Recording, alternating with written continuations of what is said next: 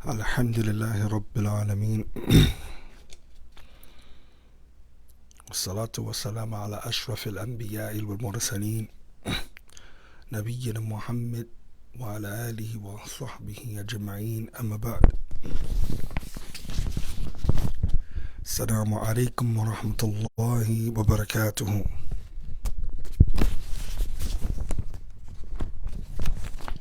بإذن الله تعالى,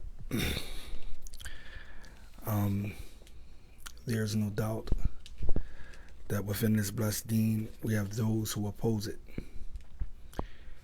and there are many who oppose the blessed dawah of al-Islam and the blessed minhaj of our beloved Prophet sallallahu alaihi wasallam. And the best understanding and the proper way of adherence, you have those who oppose the Ashab al-Nabi sallallahu alaihi wasallam. So inshallah ta'ala we will talk about the muta'assib wal-hizbi in this particular talk. The fanatic and the person who clings to his or her own sect. As we have seen, bi'iznillahi ta'ala, that there has been a video circulating throughout the internet of an incident that have transpired, that have taken place, of a brother teaching in one of the houses of Allah subhanahu wa ta'ala, teaching the book of Allah subhanahu wa ta'ala, as the Prophet sallallahu alaihi wasallam mentioned in a tremendous hadith on the authority of Uthman ibn Affan radiallahu ta'ala anhu,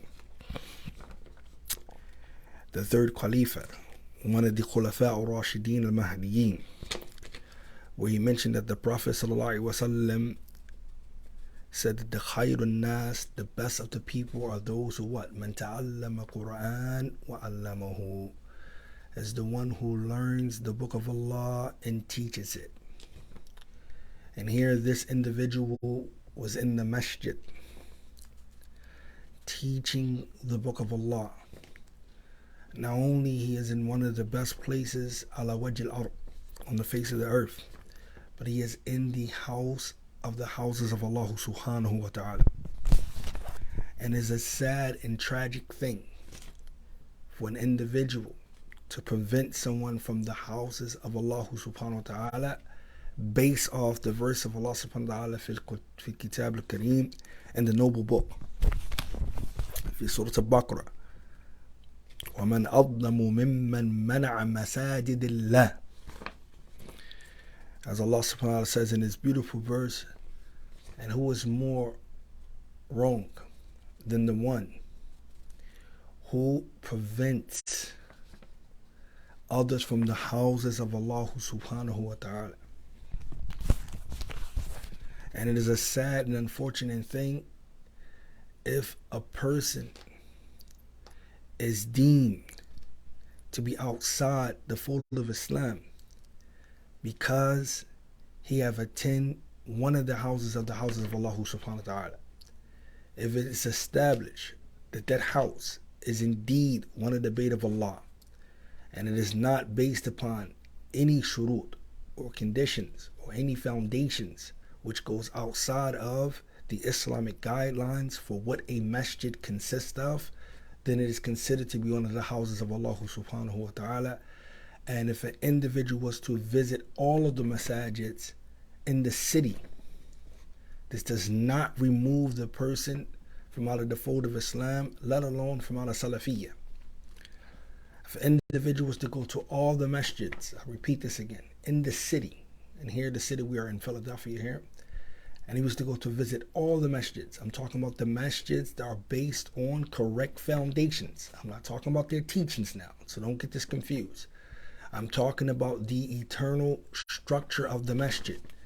For example, if said masjid is not based or built upon graves, if said masjid was not built with the intent other than that of worshiping Allah subhanahu wa ta'ala, like Masjid Darar, for example, if it is the house of Allah and it takes the rule and the hukm of Allah subhanahu wa ta'ala outside of what they teach, then it is permissible to pray in that masjid, unless you know that that masjid goes outside of the guidelines of what consists of a masjid in the guidelines of Islam and in Sharia. So again, if a person was to pray in all of the masjids here in the city of Philadelphia that is considered a masjid, then you cannot take that person outside of Islam, let alone of a Salafiyah. And it's a sad day when we see individuals doing this particular act, which boils down to two main things we're going to talk about bi'idhnillah. Al-Muta'assib, which is fanatic or fanaticism, or being a fanatic, all right? And al-Hizbi, something that many of us are plagued with and don't understand the intricacies of these particular issues, and a lot of us have not broken from it. If you find yourself aligning to a group, a party, a particular person, a person of knowledge, any individual, solely off the basis of what you find and attract into that individual, and it's not based off the Kitab wa Sunnah and his adherence to the Kitab wa Sunnah ala Fahm Salaf, then it falls under that borderline of what we're going to talk about, which is al-Subiyyah. All right? Likewise, al-Hizbiyyah, something that we are warned against in al-Islam, severely warned against in al-Islam. A question was posed: ما معنى حزبية ومعنى أن فلان عنده حزبية ومن هم حزبيون وما هو دعوتهم وما هو منهجهم. So there was a lot of questions posed within this one particular question, and that is, what is the meaning of al-Hizbiyyah? What is the meaning of Hizbiyyah? Okay? And what is the meaning of a person who has with him Hizbiyyah? And who are the Hizbiyun? And what is their call? And what is their methodology? The Sheikh responds, he says, كُلٌّ مَنْ خَالَفَ مِنْهَجُ سَلَفِ فَهُوَ أَحْزَابُ الضَّلَالِ. Simple, basic understanding. Everyone who opposes the methodology of the Salafi. And for those who are not really keen on using the word Salafi, for whatever reason they may have or they don't have, due to their instinctive knowledge of understanding that the word is sound and that the word is sound among our Salaf and it's not nothing new or innovated, then they will understand that the methodology of the Prophet ﷺ and that of his companions, anyone who opposes that methodology, then they are from the Ahzab al-Dalal. And the proof of this is going to be in the Quran. The proof of this is going to be in the Quran. Allahu Jalla wa Ala, he names anyone who opposes that of the Prophet ﷺ and the haqq that he came with and those of his followers. Allah Jalla wa Ala makes specific that he calls them a hizb. He calls them a hizb. He calls them a group, a party, a sect that opposes, and they're from the Ahzab. All right? Whether they be kuffar, munafiqun, or likewise or otherwise. وَالْحِزْبِيَّةُ لَيْسَ لَهَا شُرُوطٌ. The Shaykh says, and when it comes to Hizbiyyah, then it does not have any specific conditions. Allah subhanahu wa ta'ala samma madiyah ahzaban. In the Quran, Allah Jalla wa Ala, he have given the name to past generations, past nations. He have named them ahzaban, groups and parties and sects and schisms. وسمى قريشا لما تجمعهم ومن معهم على الرسول أحزابا. And he also given the name to the tribe of Quraysh. Okay, he called them a hizb. When they gathered and along with them against the Messenger of Allah sallallahu alaihi wasallam, Allah subhanahu wa ta'ala referred to them as ahzab. ما عندهم تنظيم وما عندهم شيء. And I want you to pay attention to this point the Shaykh is bringing out. So this group or this party or this schism that is basically following their own hawa, their own desires, right? Make up as you go or as you will. This is why they can adapt to any circumstances, any situation, and they can come up with anything new, right? And if they was on something yesterday and they're on something new today, and tomorrow something changes, no problem with them. Why? Because there is no tanzim, there is no order. So the Shaykh makes a good point here. He says, "Ma indahum tanzim," to the hizb. They don't have an order. Yes, you might say there are hizbiyuns and there are political parties out there that have principle, qawaid, and they have these principles. However, those principles change. All right, those principles change daily, and sometimes when another party comes up or another person who is influential within that group comes up with some other different ideas and lay down some other principles, then the people flock towards that, and that problem becomes that. He says, "Ma indahum tandim wa ma indahum shay." It doesn't have anything with them. And what it means, anything with them, anything that is solid with them. What do we mean by solid? That is backed by the book and the sunnah. Anything that is supported by complete evidence that they can stand upon and actually call to and actually unite upon. You don't have that. فَلَيْسَ مِنْ شَرَطِ الْحِزْبِ أَنْ يَكُونَ مُنَظِّمًا. So there's not a condition for the group or the party that they be someone who is organized, someone who is structured, someone who has a plan, so to speak. فَإِذَا تَنَظَّمْ هَذَا الْحِزْبِ ازْدَادُ سُوءًا. And when we find out, or when it's the case that the group tries to organize, okay, try to lay down some type of structure for their party, then it increases them in nothing good. It increases them in evil. فتعصب لفكر معين يخالف كتاب الله وسنة رسول الله صلى الله عليه وسلم. For a person who is fanatic or fanatical towards a specific ideology, a specific thought, okay, a specific idea or concept, which is opposed to the book of Allah in the sunnah of the Messenger sallallahu alaihi wasallam, وموالاة ومعادات عليه هذا تحزب. And they make association and dissociation based upon that specific idea, concept, or ideology. They make their association, dissociation based upon that. So either you with us or against us. Either we're going to support you or not support you. Either we're going to be friends or not be friends. Either you're upon what we're upon or you aren't. And we're going to base that upon this specific idea. Then these people are what they call tahazzub. They are the actual definition of a hizb. هذا تحزب ولو لم ينظم. The Shaykh said this is considered to be hizbiyya even if they don't have any order with them. تبنى فكر محرفا وجمع عليه وناسا هذا حزب سواء نظمه أو لم ينظم ما دام أن فكر واحد يخالف الكتاب والسنة هذا حزب. So the Shaykh says that basically if they get together and unite the people upon this a fikr muharraf, meaning like a deviant and distorted concept, all right, or an idea, and they gather upon, then they are considered to be a hizb, whether they are structured or not structured, as long as this single idea or concept that they are gathering upon and uniting upon and actually having association, dissociation upon is opposing the book and the sunnah, then this is a hizb. He said, الكفار رأي كانوا يحاربون الرسول ما عندهم هذا تنظيم موجود الآن ومع ذلك أطلق والله عليهم أحزاب كيف.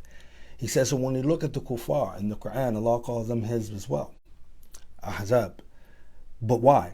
The Shaykh says here, when you look at the kuffar, they used to wage war against the Messenger sallallahu alaihi wasallam and those along with him. And they did not have anything with them of this order, which is tanzimu mawjud, mawjud al-an. They did not have this order along with them, even to now, which is present now. Although Allah subhanahu wa ta'ala still referred to them as ahzab. Why though? Why would Allah Jalla wa Ala refer to them? He says, لِأَنَّهُمْ تَحَزِّبُ لِلْبَاطِلِ وَحَارِبُ الْحَقِّ. Because in reality they gathered for falsehood and they waged war against the truth. They gathered for falsehood and they waged war against the truth. وَجَادِلُوا بِالْبَاطِلِ لِيُدْحِضُوا بِهِ الْحَقَّ. As Allah says in the Quran, many times in the Quran, Allah subhanahu wa ta'ala says they argue and they fight for their falsehood in order to distinguish or to put down the truth. Allah says, كَذَّبَتْ قَوْمُ نُوحٍ وَالْأَحْزَابُ مِنْ بَعْدِهِمْ, that the people of Nuh belied him and the parties that came after them. قَوْلُهُ وَأَحْزَابُ. Allah called them ahzab here. That's the point. Ahzab is the plural for the word hizb. Right? سماهم أحزاب وبارك الله فيك. أحزاب تجمع قريش وقريظة وأصناف من القبائل ما هم منظمين هذا المنظما. All right. So Allah subhanahu wa ta'ala still, he says, هذا تنديم تجمع سماهم الله أحزاب وسمي السورة سورة أحزاب. Allah subhanahu wa ta'ala still referred to them nonetheless as being, even though they didn't have any tamdeem or any order or any structure with them, Allah still referred to these individuals as ahzab, which is the plural for, again, as we said, for the word hizb. All right. And you might say that this is not something really big. It is something really big. It's extremely big. And that's why you have divisions within the city. You don't have divisions because it's ala haqq and ala batil. I mean, and that's the big confusion that we have. This division that we keep seeing that's supposed to be there is supposed to be these are the people are truth and these are the people are falsehood. And the division is basically because the people of falsehood does not want to be upon the truth, right? That will be correct in a perfect world. But that's not what you're having. And what's the proof that you don't have that? Because the same group that claims to be upon haqq are divided within themselves. And a perfect example is that is, all you have to do is look at Germantown now versus Muqbil. They are at odds with one another. I have got a call the other day, an individual asked me, what is the issue with the Imam of Masjid Muqbil? What is the issue with the people? Can they not go? Because we're getting word from up Germantown that we cannot go and support the Masjid Muqbil here in the city. And if you look, and for those who know, many of the elders who were once attending the Germantown Sunnah Nabawiyya Masjid are now attending the Masjid Muqbil. And this is not by coincidence. Why is the elders now leaving and going to Masjid Muqbil? The people who claimed upon haqq, that we're all upon the haqq, have division within it. You don't find that. You will never find the person who is purely upon haqq dividing. As the Prophet ﷺ mentioned, and many of the scholars authenticated it, the Prophet ﷺ said that this ummah, my ummah, will never unite upon what? Batil, falsehood. They will never unite upon falsehood. They will never unite upon falsehood. So in reality, we have to think about it. We have to think about that. So the proof is, if we're all on the truth as we say we are, then why are we divided? And that division shows because somewhere in that claim upon being upon the haqq, something happened. And we're not saying that everyone is at fault, but we need to take a look at that. And that's one of the points that I wanted to make here, is that you have to understand why this is so important, because whether you believe it or not, you have to be afraid and pray and ask Allah to keep you from hizbiyah. If you find yourself, and there's nothing wrong with being attached to the bait of Allah. This is noble, this is righteous. There's in many hadith, the Prophet ﷺ actually have given a stamp of approval for one who attaches themselves and raise themselves up in worship within the house of Allah as a muttaqi, one who fears Allah subhanahu wa ta'ala. It's a sign of their piety, their taqwa, if they're attached to the bait of Allah. This is true. But it's not a specific bait of Allah. See, some people get attached to ashkhas, and this is why al-Subiyyah is so dangerous. Some people get attached to personalities and not the masjid. All right? It shouldn't be the point of who's in the masjid, why I'm attending that masjid. It shouldn't be that case. If it's the house of Allah, then I'm going to be attached to the house of Allah. If it's my local masjid, which is not based upon any graveyards, anything like that, that has more right upon me than a further masjid. The only way that will come in question, whereas though I have to skip my local masjid, is when that local masjid have teachings in it that contradicts the Kitab wa Sunnah. I don't have to attend the classes and the rules in that masjid, but I can pray in that masjid. All right? And I will attend another masjid that upholds the correct teachings. All right? That aligns with that of Kitab wa Sunnah ala Fahm Salaf. But nonetheless, I still can pray in that masjid, which is my local masjid. Again, and sometimes we don't realize it that we are having this hizbiyah because we break up, we dissociate with others based on opinions and personalities. That's my man. This student, this calling, that's my man. I'm telling you, they working with the truth, right? Be it as it may be. And this is a friend that you had with you for years, all right? Might have came into Islam together. It's not far-fetched, right? And then now y'all no longer speak because the group of individuals that you cling to have a different view than that group of individuals that you might cling to. So now it's not about the debate of Allah, it's about the personalities that are having war. And the issues, and I'm going to give you the haqq here, the truth here, inshallah, is that majority of the issues pertaining between the people who claim the truth are not fundamental. They are not foundational issues. Not whatsoever. And each party, because the shaitan plays with us, makes it seem like that. Makes it seem like you're going against the whole deen, the pinnacle of the deen. You're going against fundamental things. You're going against the creed of the Salaf. And in reality, you aren't. You're going against one opinion of one fulan off of his opinion because he rather do this way. He rather do that way. He like what this person is saying, and he like how stern this person may be or may not. So this is what we're doing. So we're basing our allegiance off of personalities, which is al-Subiyyah, by the way, which we're going to talk about, inshallah. But think about it, and it becomes hizbiyah. And the funny thing about it is the shaitan can have a laugh is because here is the group of people who, in the city calling themselves Salafis, but they're more hizbi than they are Salafi. They're more hizbi than they are Salafi. And when the main thing of calling yourself Salafi is that you're sticking specifically to the Prophet ﷺ and his teachings and that which the companions were upon. Clearly, that's what it is. You're sticking with them. What they were upon the day that the Prophet ﷺ was alive, that which his companions were upon, that's what you're doing. So if that's what you're saying you're following, then there's no room for anything other than that. But if there's room for anything other than that, then that's a problem. And we have to be careful from that.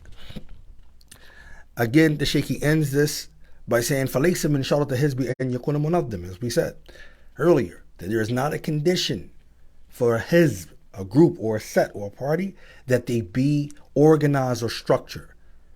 إِذَا مِنْ بِفِكْرِهِ, he says, باطلة وخاصم من أجلها وجادل من أجلها وإلى من أجلها هذا حزب هذا حزب فإذا زاد ذلك تنظيما بارك الله فيك.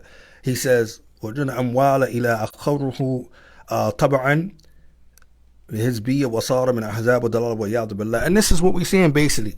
You will find people go to the bat, go to war. They will argue over this concept or this group or this ideology that they feel passionate about. They will argue about it. They will flock to it. They will migrate to it. They will dissociate between it. All right? All of these different things, these different factors play a part in it. And they stick behind it even if they know it's wrong. And they'll be inspired to do all of these different things. This, my brothers and sisters, is hizbiyah. And this is what a lot of the people in the city and beyond have fallen into, whether they know it or not. Hizbiyah. If you're saying you're sticking to the haqq, the Book of Allah and the Sunnah of the Prophet ﷺ and that of his companions, then you need to educate yourself. And if you don't have education or the proper education or taking the time out to learn the proper education, then you are blind following at the most, which is another problem and which is one of the main ingredients for asabiyya, all right, for fanaticism, for being a fanatic.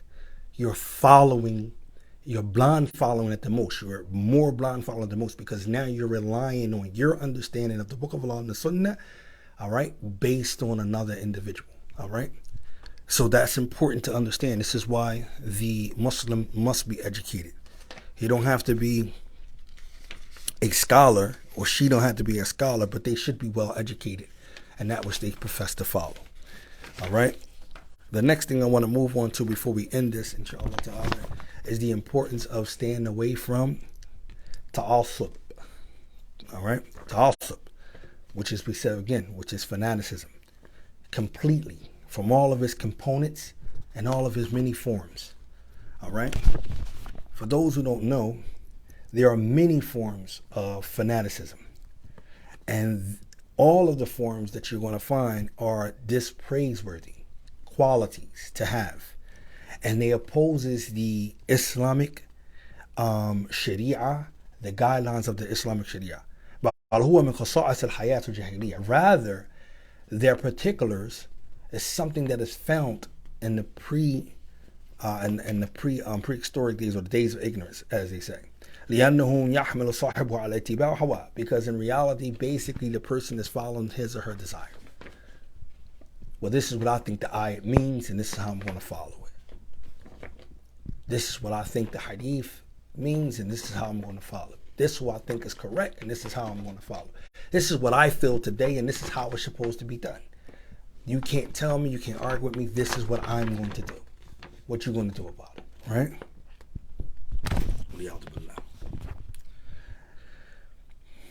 He says, وَيَحْجَبُ عَقْلَهُ وَعَيْنَهُ أَنْ رُؤْتِ الْحَقِّ. Look at this. So when you find a person given into fanaticism, they are not using their mind. Their aql is actually blocked, okay? And their ayn, they cannot see the truth. The truth is not there. So this is why you see them behave in a more feverish or a more manic way, right? You find them working in a manic way or a more feverish way. Why they behave like that? So when you see that video circulating, you see a person getting ready to, the way that they're talking down to this brother in the house of Allah. There are awlad present, there are children present, there are other brothers present within the Bayt of Allah, and it's like we're on the streets. And there's a confrontation there as if we're getting ready to go wherever you wanted to go and how you wanted to go. All you do is go back and look at the video. And you see how it's there. Forget the fact that we're all in throws. Forget the fact that we're in Allah's house. Forget the fact that we're here. But the issue is, the issue is we can go there as if we're not Muslims, we're not brothers by the sake of Allah, and this is not the Bayt of Allah. We're willing to go there because fanaticism, brothers and sisters, as the Shaykh is saying here, if you pay attention here, it blocks the aql, all right? You're not thinking straight. You can't think straight. And it prevents the individual from seeing the haqq. So they're in a more manic state. The way that they behave is feverish, like a rabies dog that's out of control, right? So this is why we say nothing combats the fanatic likes closing a door on their fanaticism. And what do we mean by closing the door on their fanaticism? Meaning you have to shut the door completely closed on them. You have to realize they are like a bad limb that needs to be amputated. You have to leave them off. You cannot tell yourself, okay, at the end, I know how to work with, they're working with some haqq. No, you have to cut them off completely because they are not there. All right, as we should see from what the ulama have given us from the past as well up to the present. طيب. يهول بينه وبين اتباع هدى فوضوح رؤية للحقائق الدين وأحكامه مقدمة ضرورية للتوفيق الاتباع والالتزام بتوجيهات ربنا جل وعلا وهدايته من هنا نرى توصي علماء صلف وخلف جزاهم الله خيرا في هذا الموضوع كثيرا وتحذير ما شتى تعذير منهم. All right, so when we look into this, we're going to see that the following that we're going to cover, right, that which we're talking about is going to be this fanaticism is between following the guidance, right, having the clear vision of seeing the sure realities of the deen, all right, as well as its rulings, okay, and the necessity of having to have the tawfiq from Allah to follow and comply to that of His Sharia, wal-iltizam, and sticking to the guidelines of our Lord Jalla wa Ala and His guidance. From here, inshallah ta'ala, we should look at ample statements of the ulama from both the past and the present. May Allah subhanahu wa ta'ala reward them fi hadha mawdu' regarding this particular topic. So, Ibn Taymiyyah rahimahullah, when talking about fanaticism, he mentions here that he says, وَأَمَّا التَّعَصُّبُ لِأَمْرٍ مِنَ الْأُمُورِ بِلَا هُدًى مِنَ اللَّهِ. He says, when it comes to the issue of fanaticism, then it is a fear from those affairs, it is a fear from the affairs that doesn't have any guidance from Allah subhanahu wa ta'ala whatsoever contained within it. فَهُوَ مِنْ عَمَلِ جَاهِلِيَّةٍ, and it is also from the actions of Jahiliyyah.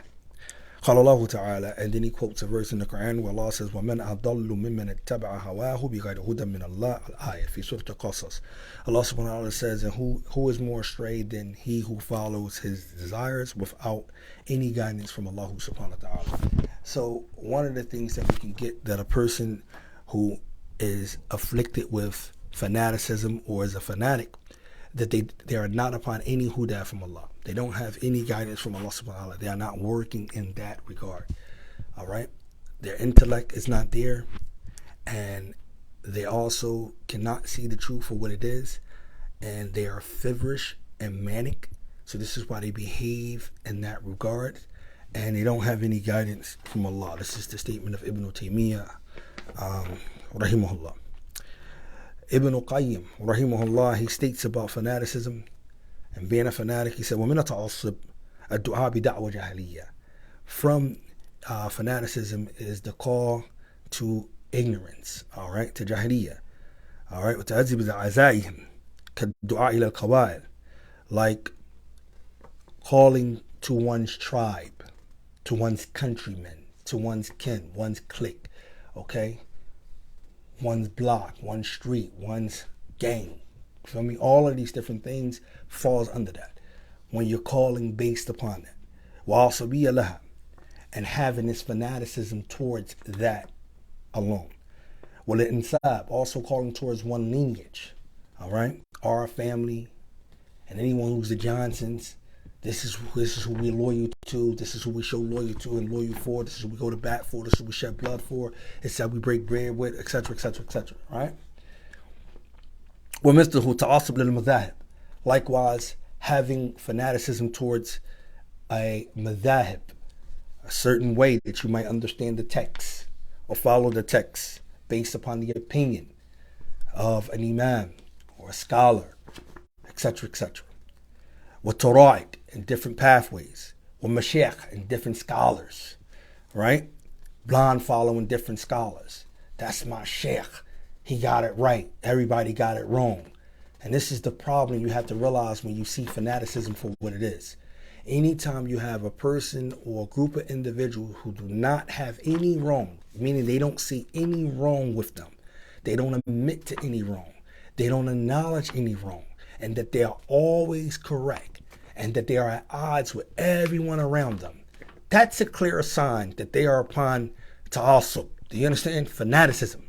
Because if they don't have any wrong, and it's impossible for you to go throughout life without having any wrong or any errors, if they don't have any mistakes, the Prophet ﷺ already said that. You look what he said in the Khutbah Tahajjud. He says what?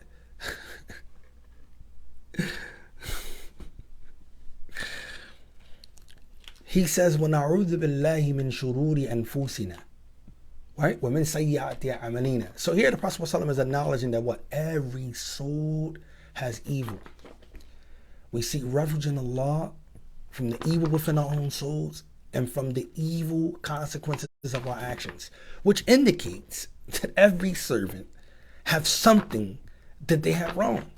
And there are many of our hadiths the Prophet ﷺ mentioned about sins that's going to be committed that a person is going to have until they meet Allah Azza wa Jal. So again, for a group or a party or an individual to act as if there is nothing wrong, that everything they do is correct, and they don't acknowledge it, and they don't bear witness that they are wrong, that is a clear sign and a clear indication of fanaticism. That's asabiyya at its finest. And you have to recognize that. And you should not be afraid, as we're going to quote the ayat, to get away from that. Because the only way you're going to combat fanaticism is not trying to group up with them, not trying to debate with them, not trying to argue, not trying to sit with them, not trying to reason with them. Your only way you're going to do it is closing the door on them. If Allah wants to guide them, then Allah will guide them. Do you understand? But you have to close the door because they are like rabies. They are feverish. Their intellect is not there. Do you understand? I'm not making this up. This is the scholars explaining. And they don't have any huda from Allah. As Ibn Taymiyyah just got finished explaining before we got to Ibn Qayyim's statement. They don't have any huda from Allah Azza wa Jal. Ibn Qayyim continues.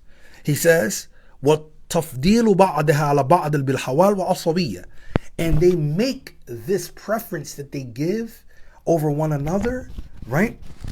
Based off of what? Based off of their desires and their fanaticism. وَكُونُهُ مُنْتَصِبًا إِلَيْهِ. And this is where you find their state, that they actually, they actually align themselves or strive themselves to it. فَيَدُوا إِلَى ذَلِكَ. And they call to that. وَيُوَالِي عَلَيْهِ. And they make association based off of that. All right? Wala. They make wala over it, right? وَيُعَادِ عَلَيْهِ. And they make, as I said, bara wal wala, right? Wala wal bara. They make bara and they make opposition against that. Right? And they weigh the people towards that. So this is why you find the fanatic saying to you, you ever think about this? Just think about it. And you can hear the statement. What masjid do you attend? Right? And they weigh in you. So depend upon what your jawab is going to be, what your answer is going to be, they're going to categorize you and place you accordingly. Do you understand? What masjid do you attend? What masjid do you go to? What masjid do you attend? The last time I checked, the masjid is from the masajid, it's from the buyut of Allah. That's from the houses of Allah subhanahu wa ta'ala. Since when is that a criterion to weigh someone's Islam based on what masjid they go to? Unless, again, those masjids falls out of the guidelines of Islam. Then we can understand that. But what masjid do you attend? Think about that. What scholar do you take from? These are all similar statements. What students do you listen to?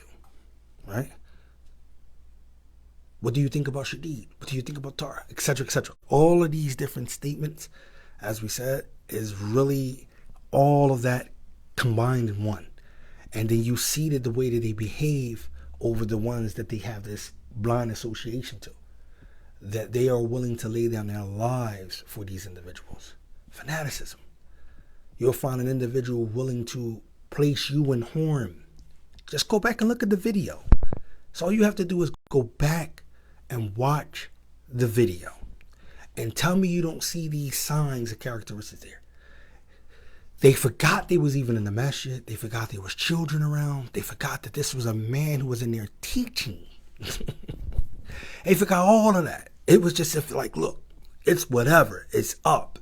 That was the whole, that's what you get from it. It was that type of confrontation there. That we're willing to take it wherever we needed to take it at. Right? And there's even reports that the man was actually renting something from one of their properties, and they actually kicked the man out of his actually home because of this simple fact of attending a masjid that they said is upon bid'ah. You don't see it. This is clear signs in front of you. Like this, you can't make this up. You can't make this up. You know, anyone in a sound mind would know for sure that this is not the characteristics to adopt or to have or the qualities to have. It can never be right in that circumstance. And even if you want to go back and they're trying to find different isolated incidents or athars they can try to use to, give up and boost up their things. Even if you go back and say, okay, Imam Shafi kicked the man out of the masjid. What did Sheikh Nasruddin al-Albani, rahmatullah ta'ala alayhi, said about that? He comments on this when the man asked about the istiwa. Kayfa istiwa Allah? How do Allah subhanahu wa ta'ala make istiwa? Right?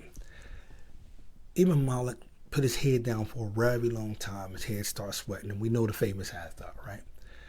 But he got the man placed out of the Masjid al-Nabi, right? It was in Medina. He got the man placed out of the masjid because at that time, Sheikh al-Albani said that the creed, the understanding, the creed and the understanding was already clear and pure. So this man is coming with something. That's why he says, Su'alu anhu bid'ah, to ask about his innovation. You're coming with something that's going to distort and cause a problem to the people. So this is why he had them removed from the masjid. All right?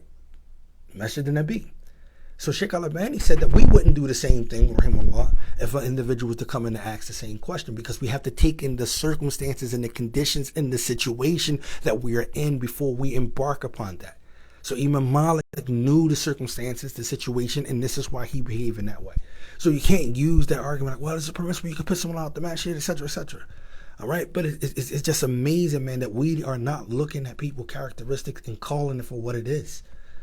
You got to call it for what it is, and you got to stop telling, well, I don't want no division. A fanatic, brothers and sisters, is already upon batil. They are not upon haqq. I don't care what you think. This is what the scholars are saying. None of them are saying that ta'assub leads to truth. None of them are saying that anyone who have ta'assub with them is upon haqq. None of the ulama are saying that. You won't find no ayat supporting that. You won't find a hadith supporting that. You won't find any statements from the sahaba saying that, the tabi'een, the atba' tabi'een. You won't find nothing from the a'immat salaf. You won't find no one, brothers and sisters, that's saying that the ta'assub has anything good with it, that a person is upon haqq. If a person has asabiyya with them, if a person is purely upon that asabiyya, fanaticism, then trust me, brothers and sisters, those individuals cannot and aren't upon the actual haqq. It's not the case. And he says at the end of here, he says, كل هذا من دعوى الجاهلية. All of that is from the cause of Jahiliyyah. Let's look at what Imam Shawkani says. Imam Shawkani, he says in his tafsir to a verse that comes in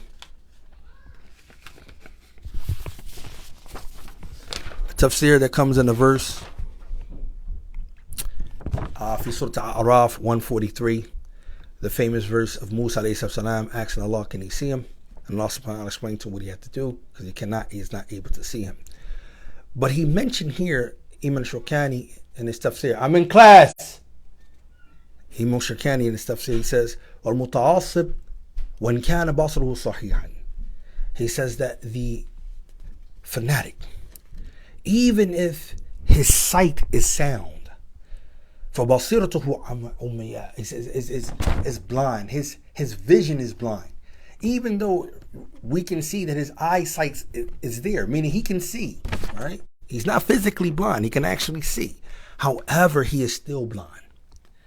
وَأُذُنُوا عَنْ سِمَاعِ الْحَقِّ صُمًّا. And his ears are deaf from hearing the truth. All right? His ears are deaf. You saying the truth to him doesn't matter one thing, because it is actually what? It's deaf. It's falling on deaf ears. وَهُوَ يَظَنُّ أَنَّهُ مَا دَفَعَ غَيْرِ الْبَاطِلِ. SubhanAllah. And while at the same time he is thinking what? That he is defended from falsehood. وَيَحْسَبُ أَنَّ مَا نَشَأَ عَلَيْهِ هُوَ حَقٌّ. And he believes, I'm in class. And he believes that which he is upon is truth. غَفْلَةٌ مِّنْهُ وَجَحْلٌ بِمَا أَجَبَهُ اللَّهُ عَلَيْهِ مِنَ النَّظْرِ الصَّحِيحِ. And he is heedless and ignorant according to that which Allah subhanahu wa ta'ala has obligated upon him from having the true insight. ما جاء به الكتاب الكريم, and taking from that which comes in the noble book, meaning the Quran, وسنة متطهرة, and the pure and unadulterated sunnah, بإذعان وتسليم, by way of surrender and submission. وما أقل مصنفين بعد ظهور هذا المذاهب في الأصول والفروع, فإنه صار بها باب الحق مطريا وطريق الإنصاف والأمر الله سبحانه وتعالى بهداية من. So we can see here that Imam Shawkani in his tafsir is explaining to you that the insight is not there. Even though they can physically see, they still cannot see. And even though they can physically hear, they're still deaf to the truth. They are feverish. Do you understand? They are manic. And this is why when you look at that video and anything that's similar to that behavior, you're going to see the way that they act with other individuals, and they don't care because they are not really there. All right? They are fanaticism, and we cannot be afraid to call out ta'asub for what it is. You can't be sitting there saying that, no, these are the brothers upon the haqq. I'm telling you, they call into the truth. No, call it what it is. Call it what it is. And when you recognize it and understand for what it is, then you can move accordingly. And you ask Allah to protect you from it. But call it for what it is. He says, another Imam, he mentioned here, وَعْلَمْ أَنَّ هُنَاكَ أَفْرَادٍ.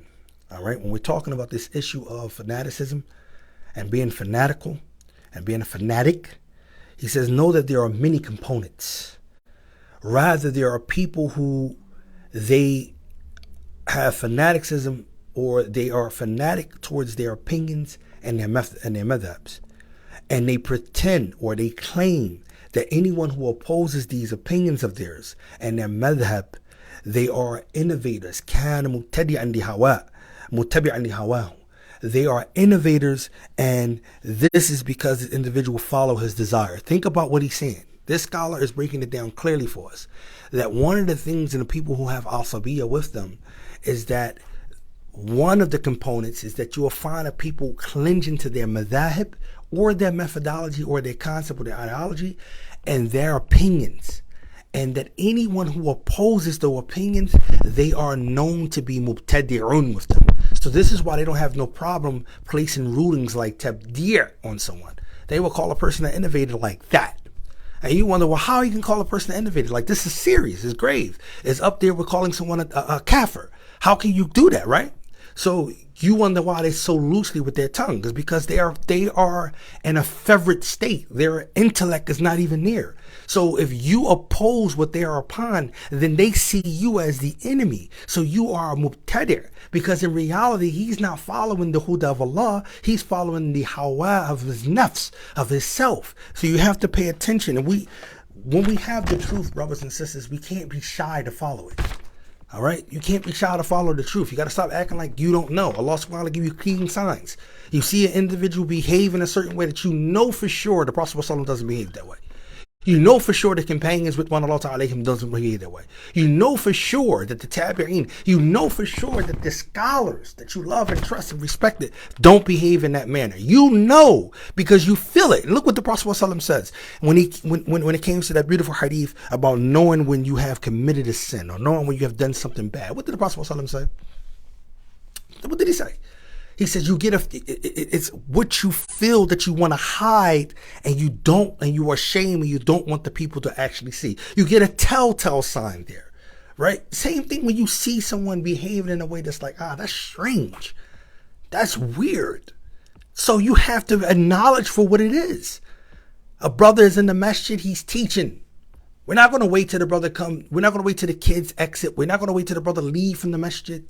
Have a nice conversation with the brother. Let's see if he understands this. We're not going to come to any of that. We're going to approach the brother in front of the children, in front of the inside the house of Allah, in front of other individuals, and we're going to go with him back toe and toe. And if you want to take it there, we're going to take it there. That's what we see on the video. It's up, it's up. And you're like, yo, these brothers got throws on. Can you believe it? Because they are in a ferret state. They are in a manic state. I'm long past the delusion of trying to put up excuses for individuals and their ill behaviors. No, we're not going to do that because they're not going to shy away from blasting you out when you commit a sin. All right? They're going to publicly humiliate you all over the world. That's what they're going to do because this is from their tactics. But in reality, we need to know that their mind is not there.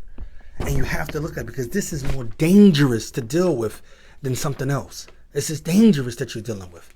because there's no reasoning with these individuals. Because like Imam Shokani says, like Imam Shokani says, this individual is blind. He can't see the truth. And Ru'at al-Haq is not even there. He's not seeing it.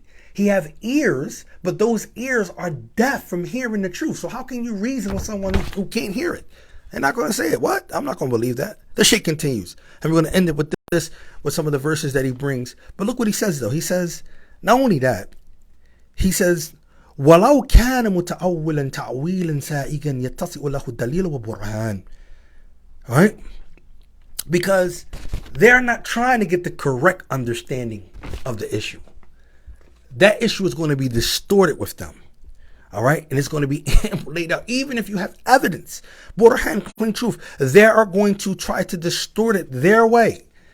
وَكَانَ رَأْيُهُمْ مَذْهَبُهُمْ هُوَ مِقْيَاسُ وَمِيزَانٌ. Because they have made their scale to weigh whether you're correct or incorrect. Their scale is based off their opinions of either their sheikhs, either their students, even those who have their fanaticism towards, or their own hawa. That's their scale, or their madhab. And if you're not rocking with our opinions and our madhab, and you're not rocking who we say is upon the haq and not upon the haq, then we're going to weigh you upon that. And this is why they're comfortable to ask you that question. I don't care what city you're in. You ain't got to be in Philadelphia. I guarantee this happened in any city that you're in right now. What masjid do you attend? If an individual asks you that for the sole purpose of weighing your Islam, that's a sign of asabiyya, okay? Because it should never be a problem with what masjid that you attend, as long as that masjid is in the guidelines and the confinements of Islam. It's from the houses of Allah. Do you understand that? So if it's from the houses of Allah, how come I can't attend that masjid? I can go to that masjid and pray because it's from the houses of Allah. And since when my Islam, let alone my manhaj or my Salafi, is in question based on that masjid that I attend or go to, all right? Now, they ask you that because they're going to weigh in on whether or not you go to the masjids that they endorse or support or believe is on the haqq, all right? And so in that case, then they can group you in. And you have to understand that. You have to see that for what it is. Since when going to the house of Allah has been a problem? Waliyadu billah. We live in some dangerous times. The Shaykh continues. Look what he says about them. He says, أو كأنه كتاب والسنة Islam. And he acts as if their opinions and their madhabs is like the book and the sunnah in Islam. وهكذا استزلهم الشيطان. Shaitan has taken control of these individuals. This is what the Shaykh is saying here. He said, taken control of them. And he has blinded them by this deception of theirs. They are deluded. وَلَقَدْ نَجْمَ عَنْ هَذِهِ الْغِلْظَةِ الشَّنِيعَةِ أَنْ تَفَرُّقَ كَثِيرٌ مِنَ الْمُسْلِمِينَ شَرِيعًا وَحَزَامًا. Look at this. He says, indeed, the stars of this, this gilda, this is actually, you know what I mean? This actually aggravation, this actually hatred of this reputable and despicable type of hatred, which divides many of the people from the Muslims into groups and different sects and schisms, and it becomes parties against one another based off this animosity that they have towards each other because of these false ideologies. And they are further, look what he says, وَغَابَ أَنْهُمُ الْكِتَابُ وَالسُّنَّةُ وَإِسْلَامُ. Islam, the Kitab and the Sunnah is absent from these individuals. They're not working by that under no circumstances. Also من مذهبهم وراهم وأن مذهبهم وراهم أضيق من الكتاب والسنة Islam. And you will find that their opinions and their madhab, right, is more narrow than the book of Allah, the Sunnah in Islam. وأنا في ميدان وحنفية السمحة. He says متصلا لحرية الأفكار واختلاف الأنظار ما دام جميع معتصما بحبل الله من الله تعالى ثم غاب عنهم أن الله سبحانه وتعالى يقول. So you have to understand that the safety is going to lie in you clinging firmly to the book of Allah and the Sunnah and the understanding of that Salaf, right? And if you can cling firmly to that, you might say, well, brother, everybody says that. Everybody says they're upon the Kitab wa Sunnah Fahm Salaf, right? How do we distinguish who is actually upon that and who is actually following that? What are those signs that we can tell someone is actually clinging to that? One of the things that you're going to find that when you see a person follow Kitab wa Sunnah ala Fahm Salaf is that they never give precedence to their own opinion. I'm going to repeat this. One of the key signs that you're going to find, one of the things that you can find that a person is actually adhering to that, is they don't give precedence to their own opinions or the opinions of others who are not in that chain.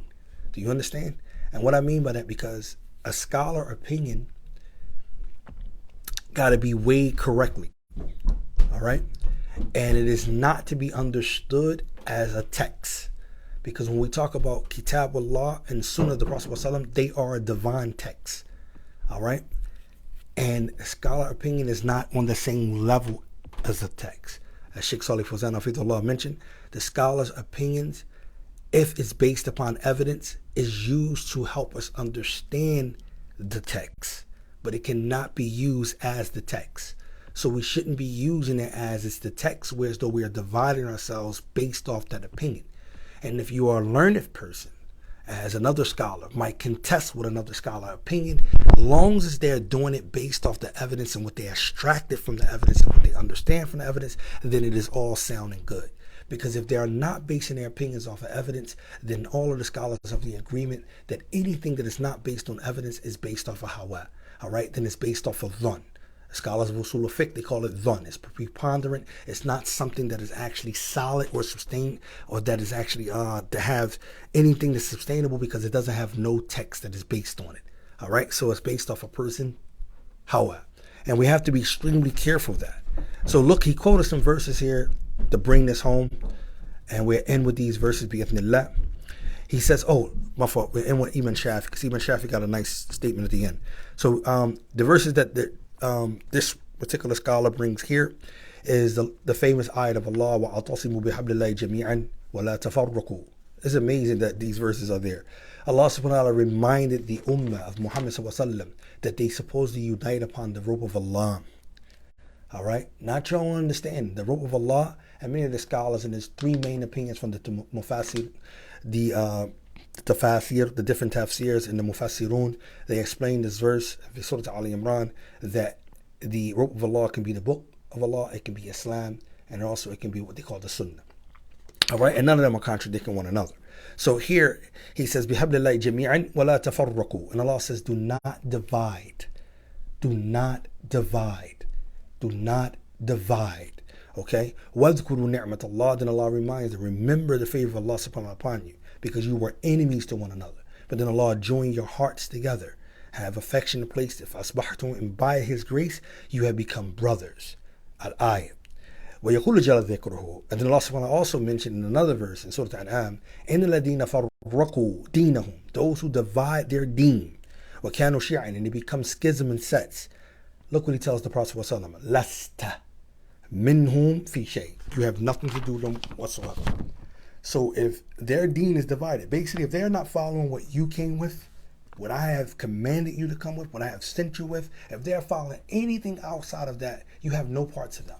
Lasta minhum fi shay. You have nothing to do with them whatsoever. And look how final that is. So you can't keep kicking it like, no, man, I'm telling you the brothers upon truth. No, if they're fanatics, you got to close the door on them. Allah subhanahu wa ta'ala didn't leave no room, or they didn't say, work with them because they still claim in Islam, work for them because of this. No, there's no room.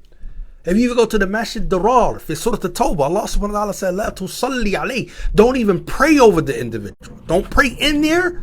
Do not make salat in that place, and don't even pray over the individual if they die.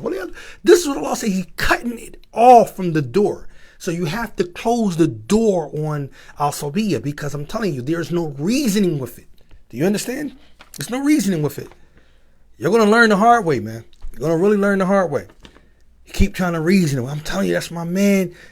No, if they're on fanaticism, man, you can't reason with that. All right? It's dangerous. And this is why everybody is a muqtadi with them. And this is why everybody off it with them. People who normally used to be on the same panel with them giving dawah. People who normally used to teach with them. People who they broke bread with. Who they actually sat in some of the halakas and some of the different durus. Visit the scholar houses with. All of these different things. And next thing you know, now they're at each other's throats. They're at odds. And you thinking that they're not upon, there's nothing wrong with them. They didn't change, but everybody else changed. Come on, man. You got to use your intellect. Because they are not using theirs. Because theirs has been blocked. So we ask Allah subhanahu wa ta'ala to protect us. He brings that verse in the last verse. He brings Allah says, وَلَا تَكُونَ كَالَّذِينَ تَفَرَّقُوا, and be not like those who have divided, وَاخْتَلَفُوا, and differed. من بعد ما جاءهم بينات, after the clear evidence have come to them. وأولئك لهم عذاب عظيم. For such individuals, these are the people who have a painful torment. Surah Ali Imran. Last but not least, Imam Shafi rahimahullah, he says about this issue, he used to warn and call against having fanaticism in any matters. He says because the shaitan is constantly driving the Muslims على أطراف التي تشكل إفراط أو تفريط, driving them to these points, either going too far to the left or too far for the right, being negligent or being, you know, someone who's being actually too far. You have to understand there's no balance. So the shaitan is playing with these individuals because there's no middle ground. And one thing about the characteristics of the Ummah of Muhammad is that they what? If they're upon haqq, they're upon the what? The middle ground. All right? They're upon the middle ground. As Allah subhanahu wa ta'ala mentioned about them, wasita. They are Ummah is upon the wasita, upon the middle ground. And he doesn't go long. He says here, فَكُلَّمَا ابْتِعَادُ إِنسَانُ أَنَ قَصْدَ فِي الطَّرِيقِ. He says, each time a person distances himself from the objective in regards to the tariq, the pathway we're supposed to be embarking upon, then the shaitan is beating this individual. وَإِنَّهُ لَا يَسْتَطِيعُ أَنْ يَتَقَطَّفُ إِلَّا إِذَا خَرَجَ عَنْ جَادَبَ وَوَسْطَى. And this person is unable, all right, except that he will exit from this serious middle course. As Allah subhanahu wa ta'ala says in the Quran, وَأَنَا هَذَا صِرَاطٌ مُسْتَقِيمٌ, and this is my straight path. فَاتَّبِعُوهُ وَلَا تَتَّبِعُوا السُّبُلَ. So follow it and do not follow the path, the different pathways. فَتَفَرَّقَ بِكُمْ عَنْ سَبِيلِهِ, because they will divide you from, and they will separate you from his path. ذَلِكُمْ وَصَاكُمْ بِهِ لَعَلَكُمْ تَتَّقُونَ. And this is my advice to you, or this is what I'm enjoining to you, so that you may have taqwa. And we know from the tafsir that the Prophet ﷺ drew a straight line in the sand, and then he drew many other lines off that straight line. And he said that the head of each line, there's a shayateen calling you to it. And he said that the straight line is the straight line. So in other words, there's no other opinions that can take room. It have to be the Book of Allah and the Sunnah of the Prophet ﷺ have to be clearly upon that path. Anything that's taking shortcuts or whatever is not the path.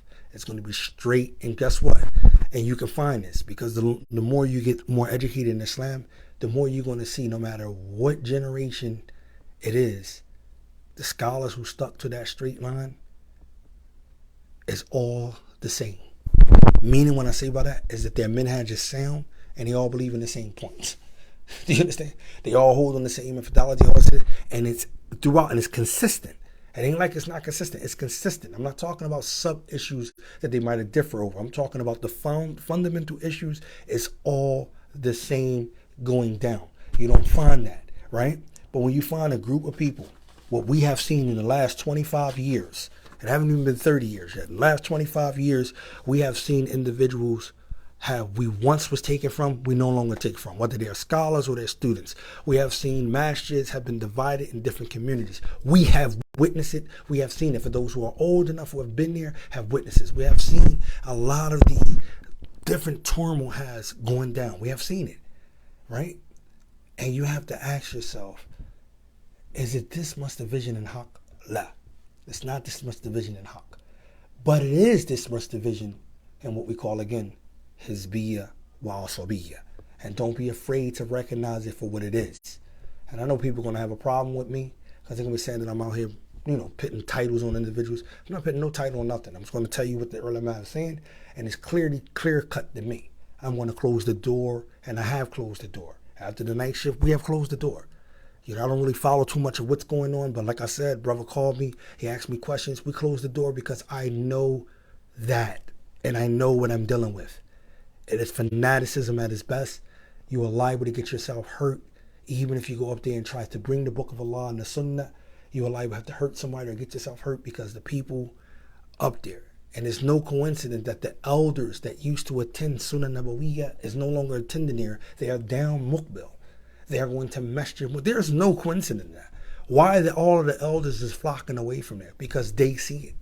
They are witnessing it with their own eyes. And if you're not in the city, in the heart of the city, you don't see it. A group of people running around only endorsing themselves. Went from students from ustad to scholars. They calling themselves, scholars, right? Just the offset, whatever the case may be, and all of this different stuff. And we're sitting around like, yeah, this is how it's supposed to be. This is not how it's supposed to be. Under no circumstances how it's supposed to be.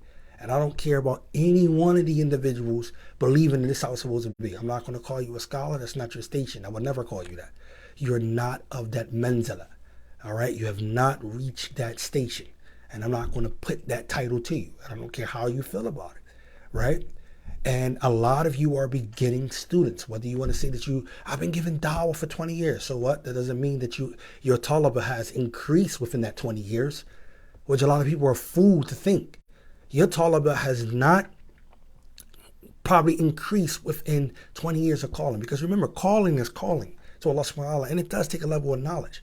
But how much of the rules and how much studying are you doing? How many of the scholars are testifying to your knowledge and your fahm and your understanding of those pressing issues? If you on this panel, on this lecture panel, it doesn't equate that you have ilm. All right?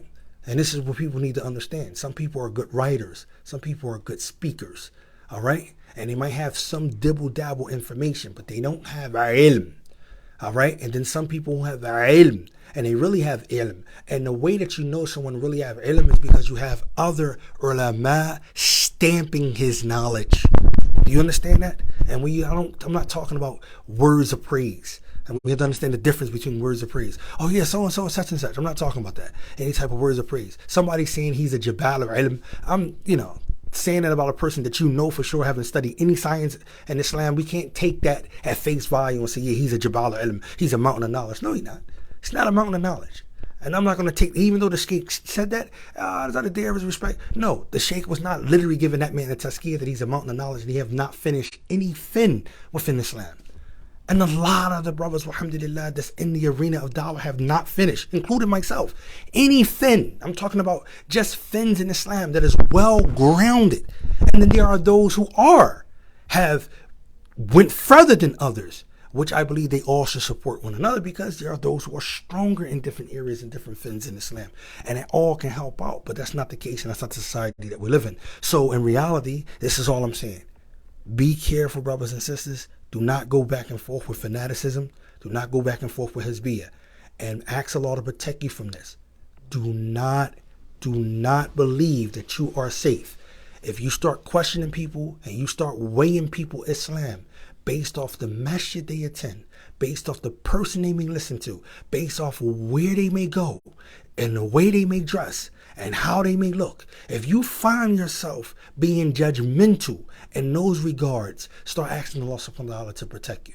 I'm not saying that there's nothing wrong with saying, okay, this and that. What I'm trying to say is that you don't want to make that the grounds for why you think a person is not Muslim, or why you think a person is no longer Salafi, or why do you think a person is a deviant. You don't want to make that the grounds, because we can go to any masjid. As long as the masjid is a hukm of the masjid. If it takes the ruling of a masjid, we can go there.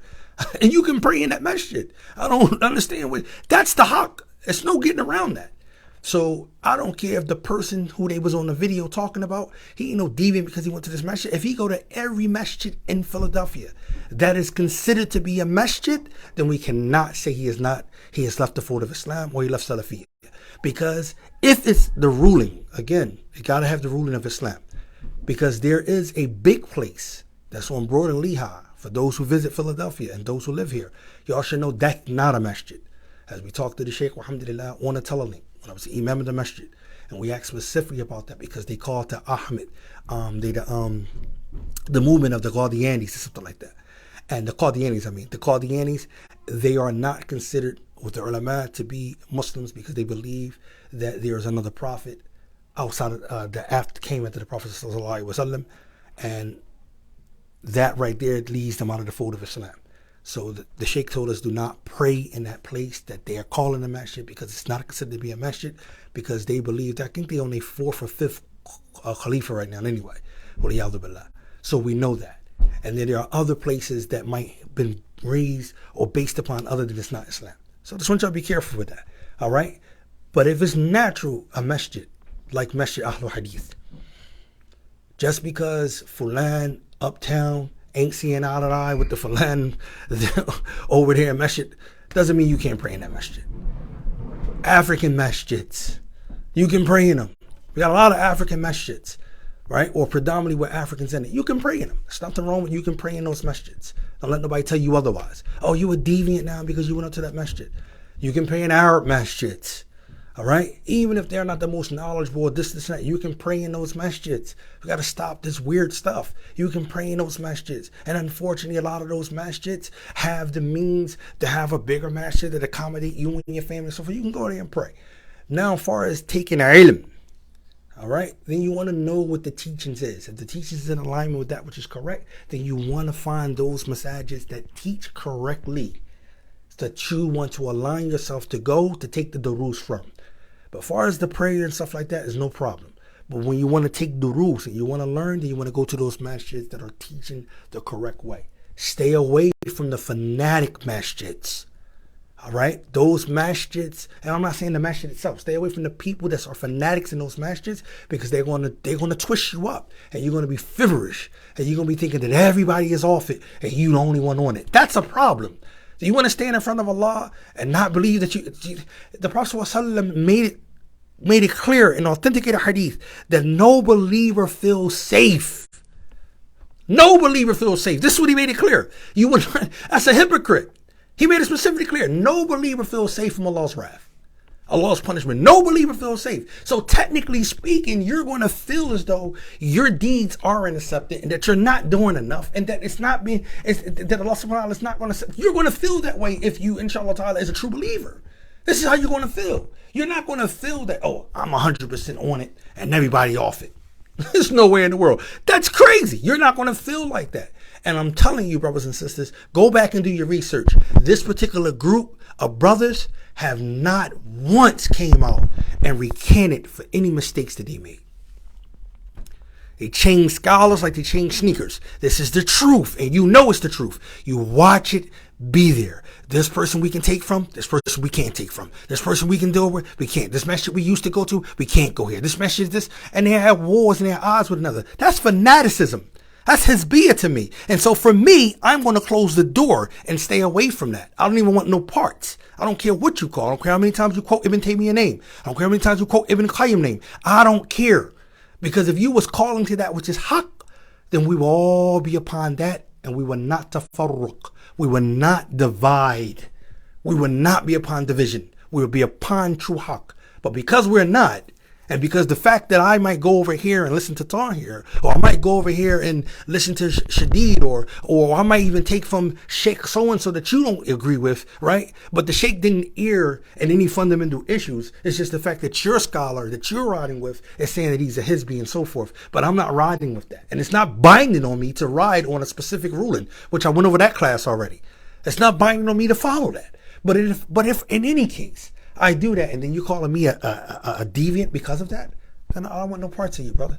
I don't. Sister, I'm cool, inshallah ta'ala. Hope, inshallah ta'ala, y'all took some benefit from here. We asked Allah subhanahu wa ta'ala to ease the brother pain who went through that horrible experience dealing with that craziness in the masjid, being kicked out of the masjid, losing his home, all a simple fact because he took that situation. We ask Allah subhanahu wa ta'ala to pardon and make it easy for the children that was there, that witnessed that crazy stuff. And we ask Allah subhanahu wa ta'ala to rid the Muslims of this problem of asabiyya. It was around during time Imam Bukhari, even Imam Qurtubi dealt with fanaticism in his time. He dealt with a whole group of fanatics. So, we ask Allah subhanahu wa ta'ala to protect them. Whatever we said that was incorrect in our translation today was definitely from ourselves, shaitan. Whatever we said was correct is from Allah Jalla wa ala. Subhanakallahum bihamdik. Ashhadu an la ilaha illa anta astaghfiruka wa atubu ilayk. Jazakallahu khairan. Assalamu alaikum wa rahmatullah.